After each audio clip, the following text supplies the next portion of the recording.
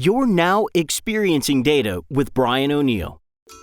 Experiencing Data explores how product managers, analytics leaders, data scientists, and executives are looking at design and user experience as a way to make their custom enterprise data products and analytics applications more useful, usable, and valuable. And now, here's your host, the founder and principal of Designing for Analytics, Brian O'Neill. Welcome back to Experiencing Data. This is Brian T. O'Neill. Today, I have my friend Steve Mulder from the Knots. We met in the Knots, didn't we? Long, long ago in a galaxy far away. Called Lycos.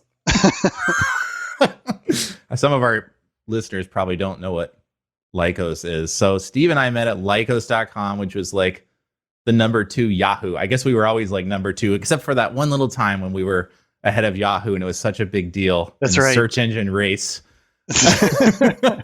Wow, that feels like a million years ago, doesn't it? Oh, man, it does. And somehow you found your way to NPR as a senior director of audience insights. I don't even know were you an information architect at Lycos? I was a designer when I first came in there. What was your title, and how the hell did you end up at NPR as the senior director of audience insights?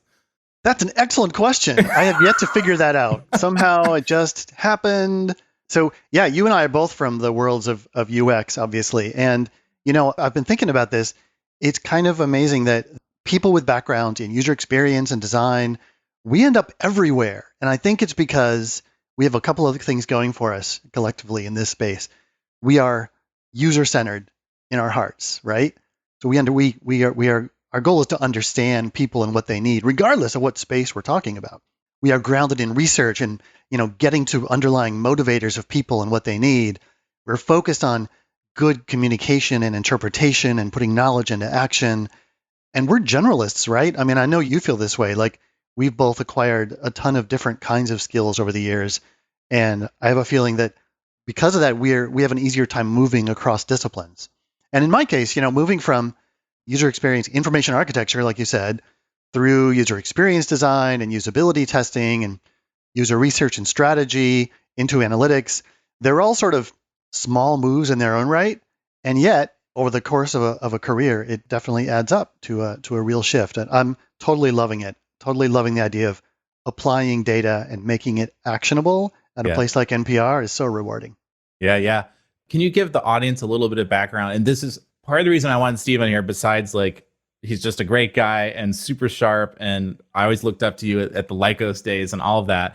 But I wanted to know, really what I wanted to understand today is maybe how do you see that world differently than a lot of the traditional data science and analytics leaders that I have on the show? I have a feeling, and you kind of went over some of this, but what do you do at NPR with this data? How do you guys make it actionable? I know there's a Newsroom project that just came out. I'd love for you to kind of unpack that. So I'll let you start where you want, but I really want the Steve lens on this data world. Will be really fascinating to share, I think. Yeah, of course. So let me start with our team. So we are the audience insights team at NPR, and we work across the organization and with NPR stations across the country, providing a holistic understanding of our audiences, plural, and applying that knowledge, bringing it to life and creating an audience-centered community that is using data to make better decisions, data-informed decision-making. That's what we are all about. So we work across, obviously, content creation, because NPR is all about creating content, whether that's radio stories or text stories or podcasts or what have you, right? But also working to influence product development within NPR and technology choices and evolution, to influence what we do with marketing and sponsorship and revenue, and really across the board trying to influence how we use our knowledge of audience most effectively. That's what it's all about. So we're a team of researchers and analysts that come together and really dive deep into the great ocean of all this data we have at our disposal, and research that we're conducting ourselves, of course, and to get that full 360-degree view of our audiences. And whatever tools, whatever process that takes, we will go there. So we are nimble, and we really think carefully about how can we use, because we're a small team, how can we use our time most effectively to make a difference towards NPR's overall goals. And is that when you say research, are you talking about qual and quant, or like what kind of? Yeah, absolutely. So everything from qualitative research, testing new shows, and learning directly through one-on-one interviews, going deep and understanding, for example, how do younger and diverse audiences respond to traditional NPR content that has historically been a little too white, shall we say, to doing quantitative validation and deep quantitative research directly with our audiences, surveys and segmentation analyses and so forth. And then, of course, looking at analytics data, looking at behavioral data in every way we can to really understand reach, engagement, and the trends that tell us where to invest our time. Because with a company like NPR, we're a mission-based nonprofit. We don't have the kinds of resources that a New York Times or CNN does. So we have to be really careful about how we invest and feel a level of confidence that the research and the data are pointing us to investing in these shows or these platforms or these marketing campaigns. Right. Unpack a little bit the qualitative research part here. The fact that you even started with that is not a typical role that you hear. Analyst, yes. A qualitative researcher on a data team is not something. And for someone that has limited resources, the fact that that's important says something. Why is that important? What do you get out of having that? Like, why should someone who doesn't come out of our world think that matters? Like, you chose to spend your budget that way for a reason. Yeah. The familiar trope is that quantitative tells you what is going on and qualitative tells you why. Getting underneath the surface to why do people feel the way they do? Why are they motivated? Why are they describing their needs in a certain way? So we'll unleash qualitative research with our audiences, of course, but also internally. As we talk about, for example, what kind of analyses and what kinds of dashboards that we want to build with our analyst team, every single time we'll do assessments and deep interviews to make sure that we are as audience-centered in our data tool creation as we are in our audience-facing work, right? If you're going to be user-centered, you've got to be user-centered everywhere with your end users, with your prospects, and internally with the people that you work with day to day. That's super important. So whenever we have a new assessment process that we use, when we are going to go talk with a division or department about some kind of a new tool like a dashboard, every time we will absolutely spend a lot of time up front deeply understanding not just verbatim what they're asking for, but what are the underlying needs and motivations that they're trying to get to. Because sometimes people, if they're asking for an analysis or a quick answer or a dashboard, they don't always know exactly what they need, what the problem is they're trying to solve, the job they're trying to get done. They'll come to you with a question, but it's your job to play consultant and get to the underlying problem they're trying to solve. So that's where qualitative research really shines, because you're just not going to learn that, right, in a survey of a couple of stakeholders. You need to spend time and dive deep. How do they respond to that? Like, the common objection that I'll hear is like, they tell me they don't have time for this and they just want this thing. And there's a lot more of the, what I call the order fulfillment mentality of analytics, right? Which is this spreadsheet, I need these columns pulled from this data source. Do you have that over time with fries? How do you get to that point where the person that's asking for it isn't just like, can I just have this dashboard, please? Did they see it as like, it took a while and now they're like, I know why you're interviewing, let's do it because I know I get something better? Or is it still like a tax for them? Like, how do your internal stakeholders look at that? Yeah. Well, look, there are times when we all respond to data questions with data and it's over and done. And when the CEO calls and he needs a number, you give it. But what we find is that, the more we work with people, right, and develop relationships and that deeper sense of trust as an organization with each other and how we work, the more openness there is to having a real conversation. So it might begin short and sweet with just like, hey, can we just get on a Slack call for 5 minutes and kind of talk about what you're looking for? I want to make sure I'm tuned in to exactly what you need.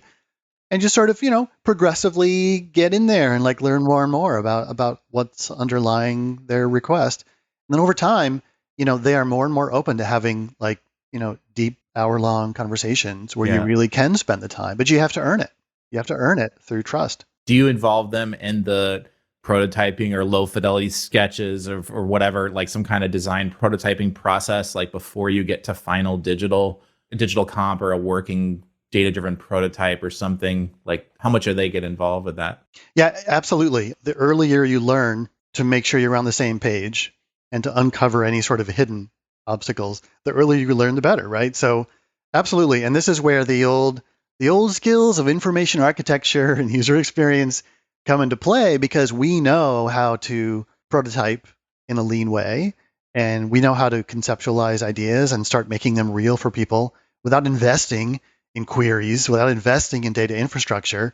So, good old-fashioned wireframes, whiteboards, they go a long way. We're doing that right now with revisiting some of the ways we do to display podcast metrics internally, where we're going through this process of revisiting the way we do that. And absolutely, we are in the mode of good old sketching and wireframing to bring that to life as early as possible. That's great. Tell me about this recent project. So the Newsroom, you guys just rolled something out to the Newsroom. Can you help us visualize literally what that looks like what kind of content on it, and then kind of tell us who's it for? And then how did you guys come up with that particular design and that whole process? Yes, let me introduce you to SANDI. SANDI is the Story Analytics and Data Insights dashboard for content creators within NPR. And, for a long time, in working with our newsroom and our programming department, they had access to a lot of data, but it was siloed. So we had a dashboard for podcasts. We had a dashboard for NPR.org and for both of our apps. And, we had all this data, but it was so compartmentalized and separated out. And on top of that, we are an organization that is, heavily invested in audio, no surprise. So the fact that we have audio listening going on, and we have reading of stories going on as well, and video consumption, it was well past time when we needed a holistic view for content creators, where we could bring all that together in one place. So we've worked on for quite a while on this notion of where we wanted to go with this. To get there was a journey, both in terms of the culture within the newsroom and making sure that we built something that would actually get used, because otherwise what's the point, right?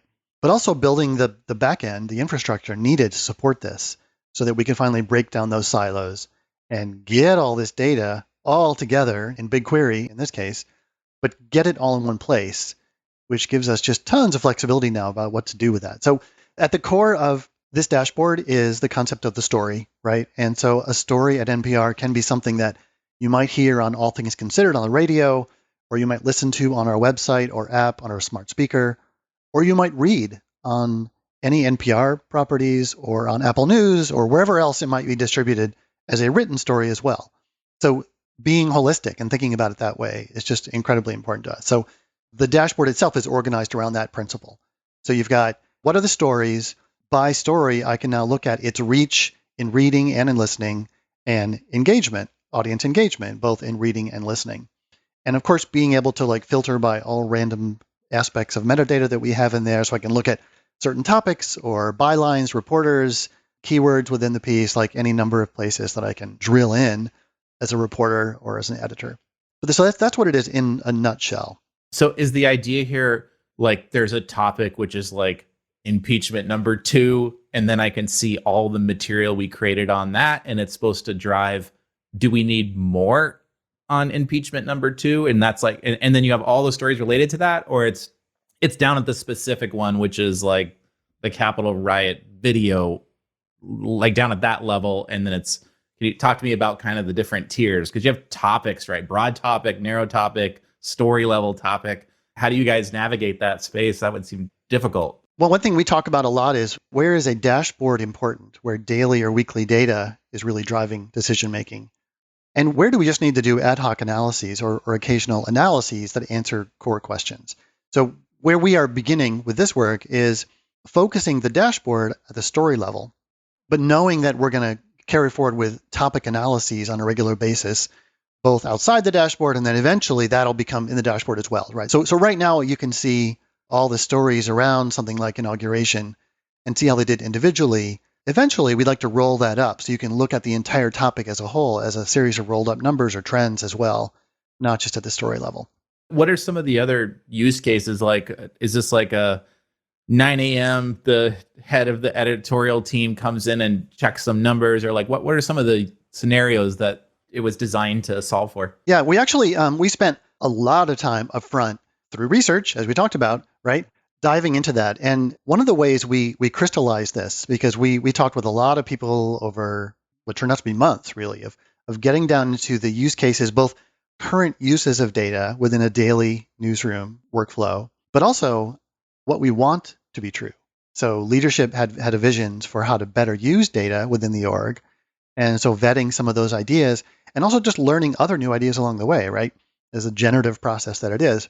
So the way we ended up crystallizing all of this is we captured for each role within the newsroom, like a reporter and editors and managers and so on, we would capture a list of what are the core questions that we would want any new dashboard to answer in very simple ways, right? So I'm a reporter coming in the morning, and what do I want to know? I want to know, how did my story perform in terms of audience reach and engagement yesterday that was on the air or online? How did that story compare with my other stories? How did it compare with other stories in the same topic, around inauguration or whatever, with other stories that occurred overall yesterday? Was yesterday a good day for context, right? How did people get to my story? How did they learn about it? Does that tell me anything about how I'm reaching or not reaching the audiences that I want to? The overarching question for the reporter is, how is my work doing? And how can I get even better at my job? I mean, that's just, at the highest level, that's what it comes down to. But coming up with that list, the list of questions that we wanted this tool to answer, was a great way of getting on the same page with our stakeholders and within our team and with management to make sure that this thing was going to do what we wanted to.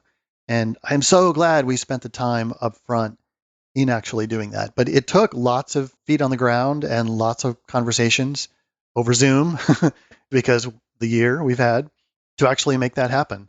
But it's paid off in spades, because if we hadn't done that, I guarantee you, with the large and diverse kind of newsroom that NPR has, that we would have failed to seize, we would have had gaps, right? We would have had blind spots where we wouldn't have seen certain needs. Or at the very end, the newsroom leadership could have come in and said, oh, but you guys, the dashboard doesn't do this, doesn't do that. Yeah.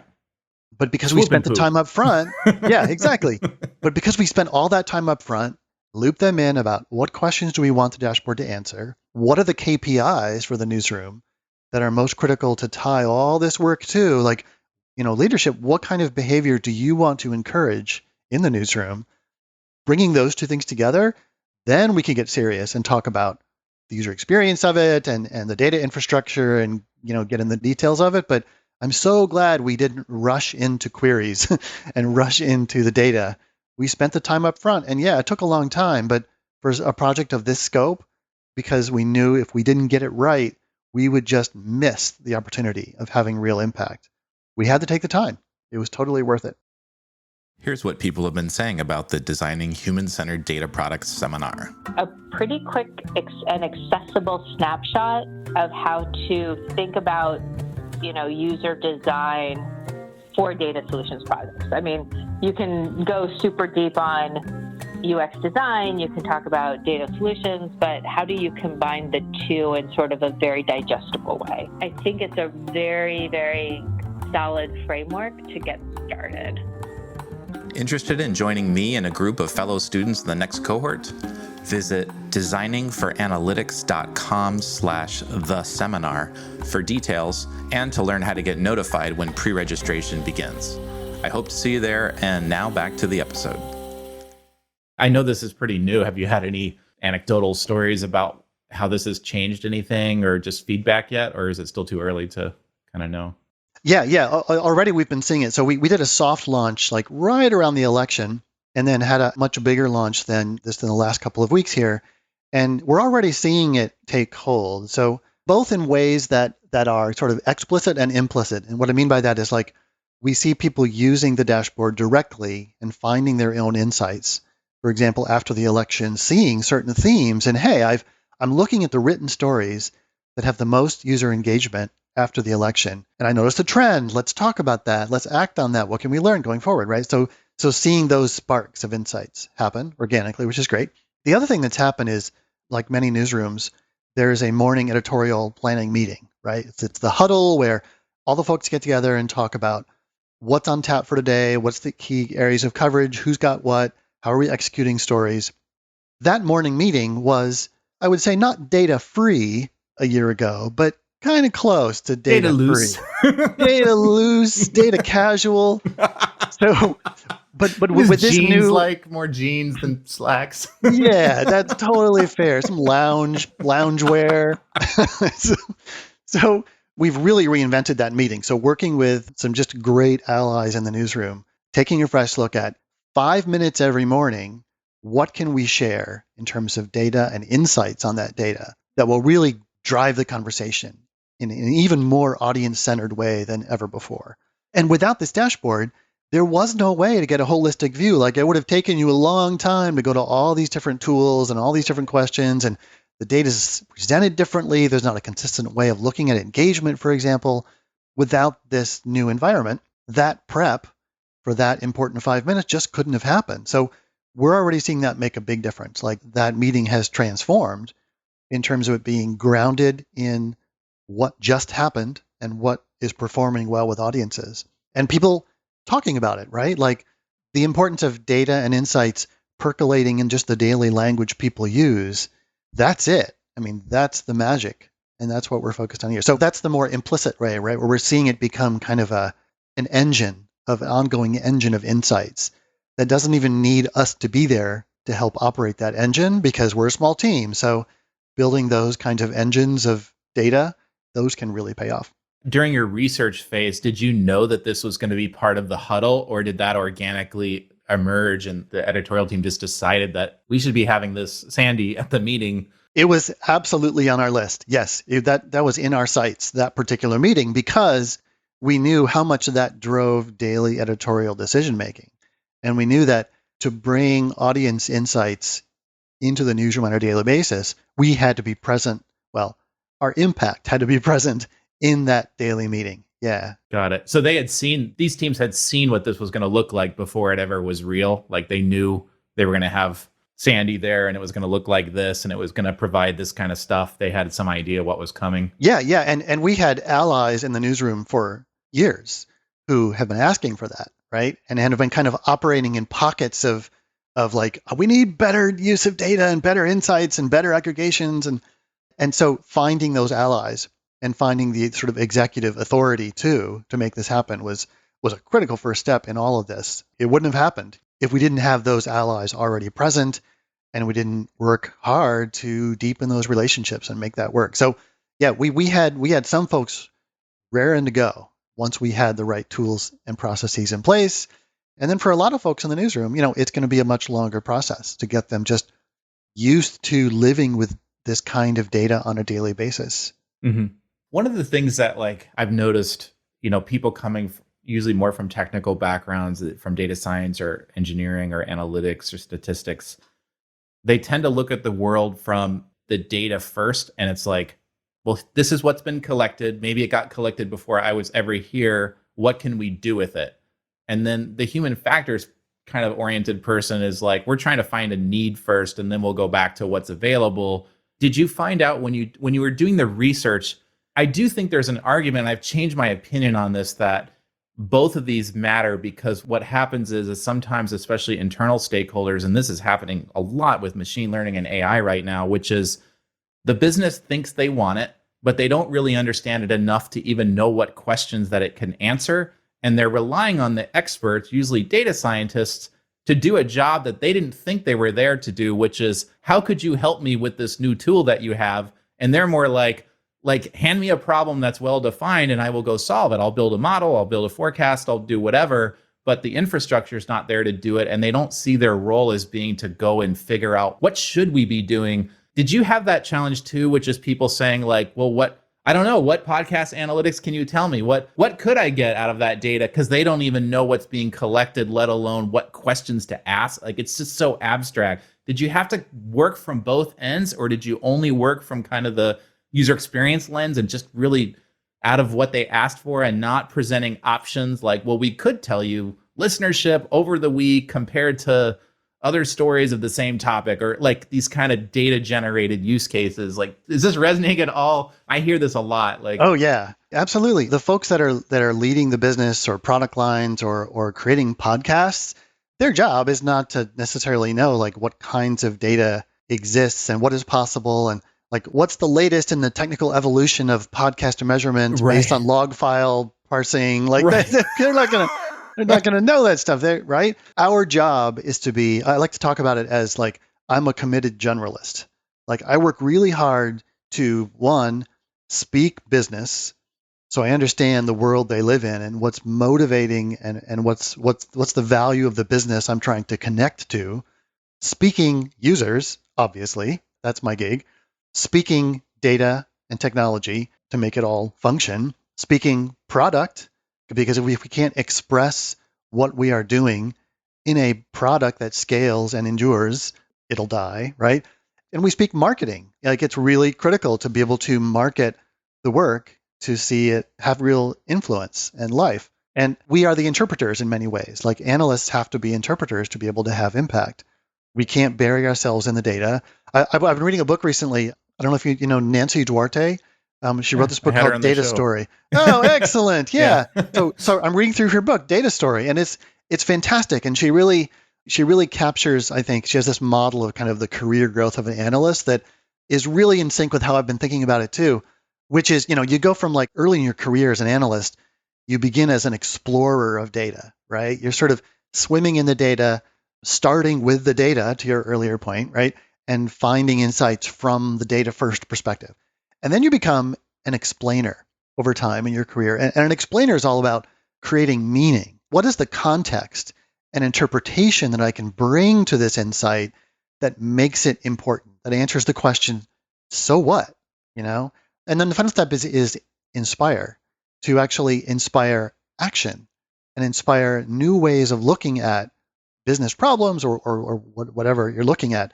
And that career progression just rings so true. We have a mantra on our team that we follow that's very similar, which is moving from what to so what, and then now what, moving from simply reporting on the past, what happened, to talking about so what does it matter? Why should I care? And then getting to now what? Now what? What does the organization do next?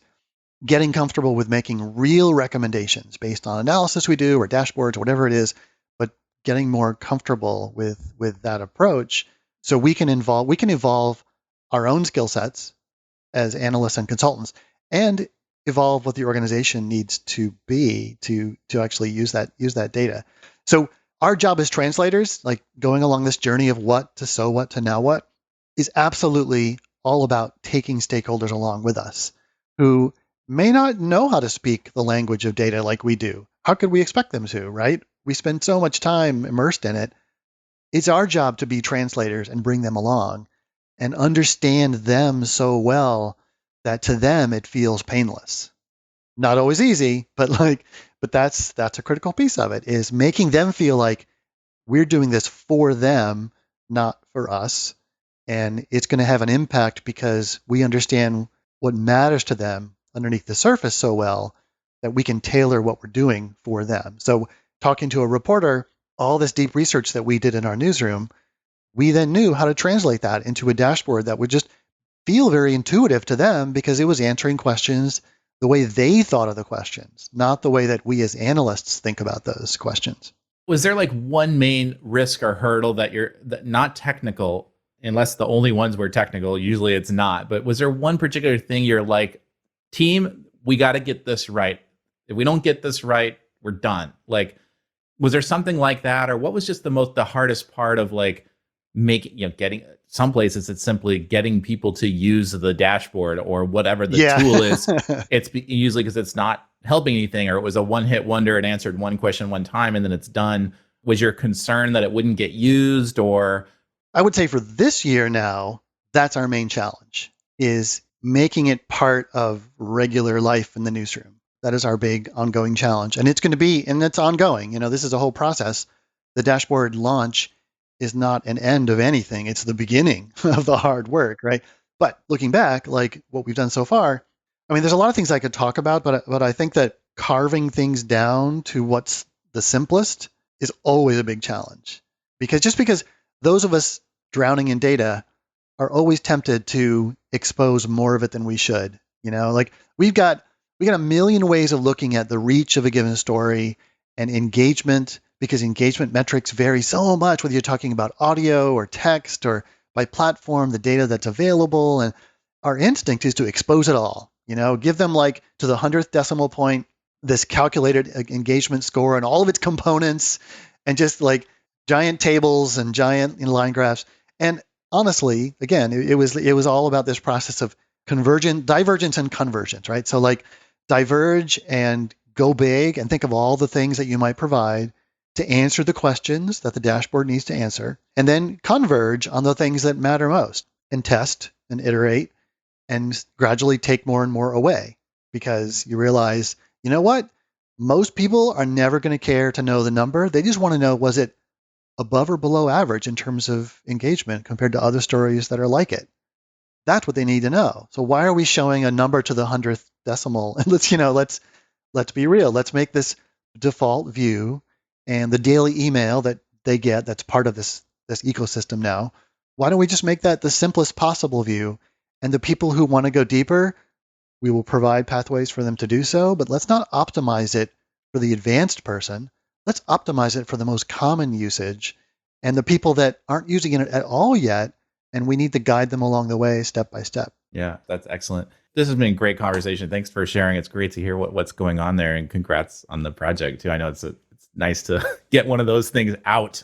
Yeah, big milestone. Yeah, and that's where the learning really begins, right? Yes. It's kind of like really the beginning. It feels like the end, but it's actually the beginning of the project, Do you see the natural evolution of what you're doing is to move into forecasting or predictive analytics? My understanding is, I think I read something, but like a lot of the content on even Netflix and Apple and some of these places, it's literally driven by what people watch, like plot lines, genre, all this stuff is heavily guided by the data. Like they're designing shows loosely based on, or somewhat, I don't actually know if it's loose or not, but it is data informed how they come up with new shows. Do you see that happening? I don't know if the scale of the data is there, but do you see that as the future iteration will be going into more machine-based forecasting or predicting what needs to be done based on audience consumption? Yeah. We're already making forays into that, although it's more done through like ad hoc analysis rather than like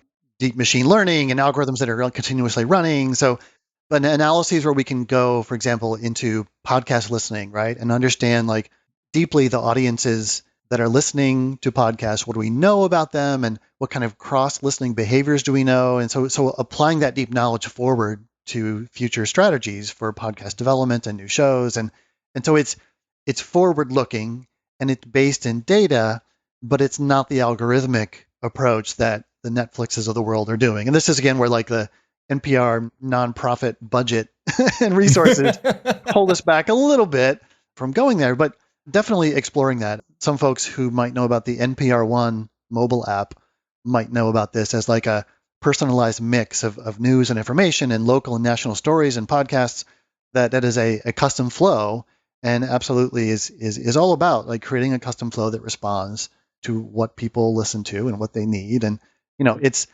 early days even for that, for sure, in terms of what's possible. I'm super excited about what that all means down the road. But at the same time, I feel like, and no surprise, some coming from a guy who works for NPR, but I think there's always going to be power in expert curation around something like the news, right? Where a lot of our job is not just writing stories, but on the radio or on smart speakers or on our website, curating what are the stories that matter most right now. And that act of curation is super critical. So how do we get the best of both worlds, right? As a universe, how do we get the best of both worlds of the kind of responsiveness to what matters to me personally, to having that sense of communal and expert curation that gives meaning to the insane amount of news happening on any given day. Right. Yeah, I can imagine. This is great. Do you have any closing thoughts for our listeners? Any general takeaways or something that you've had a learning experience at NPR about working with data that you're like, don't do that again, I learned this, or something? Just any advice? It sounds like you've done some great work there. As we were talking with the Newsroom about this whole project and kind of ongoing, how do we use data? There's a healthy skepticism in some parts of our organization, and probably yours too, around data and around the fact that I don't want data to limit what I do with my job. I don't want it to tell me what to do. And we spend a lot of time kind of reassuring people that data is never going to make decisions for you. It's just the foundation that you can stand on to better make your own decision. It's like if you build a solid foundation, a platform in a field, and that platform is based on data, on insights driven by that data, and you get up on that platform, it's a solid platform from which you as a reporter or a manager, you can see the horizon better, you can see what's happening better, and you can jump better because you're jumping off a firm platform, but you're still the one jumping and deciding where to jump. You're still making the decisions, So for example, we don't use data-driven decisions at NPR. We talk about data-informed decisions because that better reflects the fact that it is data and expertise together that make things magic. So that's a theme that we talk a lot about. Awesome. I love it. Steve, where can people find more? Where do you hanging out? Is LinkedIn, or tell our listeners how they can follow your work? Yeah, generally all those places, all the Twitter at Mulder Media. You can find me. Mulder Media. Okay, you're still that. Okay. Yeah. Still after all these years. And now you're in a media company again. all of a sudden my Twitter handle makes sense. 2 decades later. Who knew? Who knew? Predictive analytics. And otherwise, while you'll never hear me on NPR, please tune in to NPR and give to your local station. That's a good place to leave it right there. Well, thanks, Steve. This is so great. Thank you for coming on. It's been great to catch up with you, and we'll hopefully see each other soon. Great to join you. We hope you enjoyed this episode of Experiencing Data with Brian O'Neill. If you did enjoy it, please consider sharing it with the hashtag #ExperiencingData. To get future podcast updates or to subscribe to Brian's mailing list, where he shares his insights on designing valuable enterprise data products and applications, visit designingforanalytics.com/podcast.